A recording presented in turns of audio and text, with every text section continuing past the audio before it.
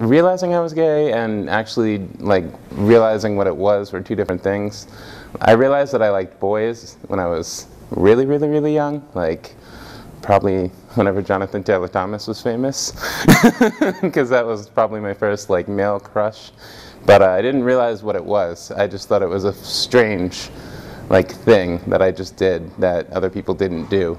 And so realizing what it actually was didn't happen until middle school probably. Like realizing that, you know, this is a lifestyle and not just a weird thing in my head.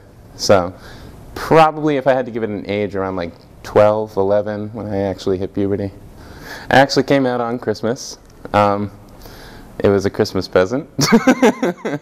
But my parents already kind of knew. I was just kind of confirming what they thought for a very long time. And for me, coming out was actually really easy.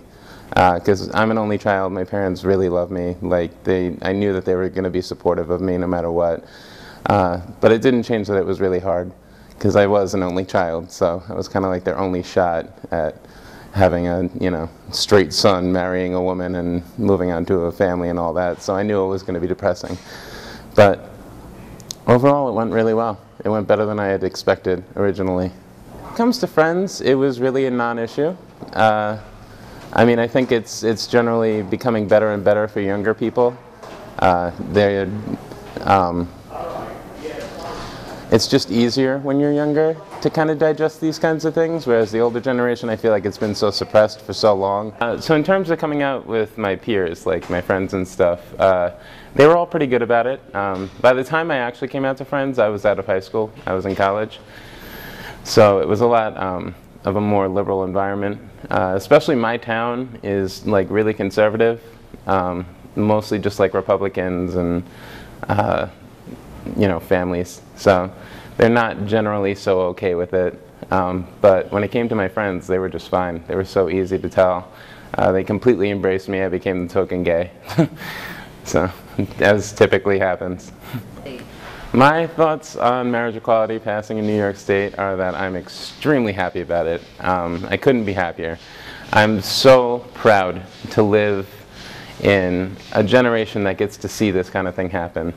For the older generation, they got to see the civil rights movement pass and the women's suffrage movement, but this is kind of like the next big thing for my generation, which is so great. It's just wonderful to see any kind of group that's been hated or pushed aside finally get their say in their place. As far as Obama's comments with accepting same-sex marriage goes, he has been such a great front-runner for the LGBT community. He's been the first president that has openly expressed his support for the community. And he's been the first president to do things about it, which is incredible. I mean, repealing Don't Ask, Don't Tell, that was incredible, you know? The fact that people could die for their country, but they couldn't say they were gay.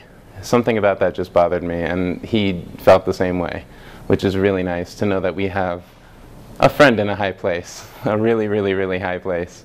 The advice that I would give to kids now who are just realizing they're gay is the same advice that I wish somebody would have given me when I was younger, was that you're not weird. You're normal. You're fine. You're not a freak. You're not alone. The thing that was the hardest for me was that when I realized I was gay, I didn't know anything about it because nobody ever talked about it. I think it's been getting a lot better now that people are actually saying something, because it gives kids hope that there's other people like them. The hardest thing in the world is to go to bed and think, I'm alone. I'm the only person who feels this way. And you're not. You're 100% not. And the scariest thing is when people bully you or gay bash you or hate you just for the fact that you love people of the same sex. And I think the hardest thing to realize is that those people are wrong.